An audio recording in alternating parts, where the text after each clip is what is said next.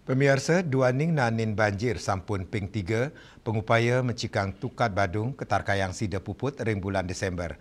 Pemarginnya ni sampun ulung dasar 5%.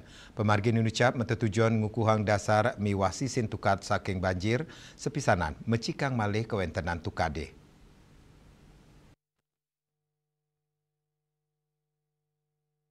Proyek puniki wantang lanturang pengupaya untuk mencikang kewentenan tukat badung ring wawidangan Kumbasari utawi sani ketah ke bawah tukat Korea sani kantun asiki gena selantang Jalan Hasanuddin kantos Jalan Pulau Biak selami pewangunan inucap keuningin sampun ping 3 nampenin banjir mawinan toyo tukadi ageng pisan ke pertama ring tanggal 10 September mangge banjir bandang radis ring tanggal 11 September miwaring tanggal 5 November.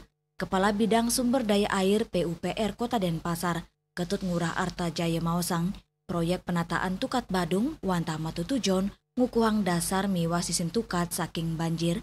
Pengupaya inucap antuk ninjapang keluyan kewentenan tukat, ngemit kerasikan, nangyang rasa eling krame utamanya nih, mangde nenten ngutang lu ketukat. Kan sebagai merubah mindset masyarakat, Pak, bahwa sungai itu bukan menjadi tempat buangan dan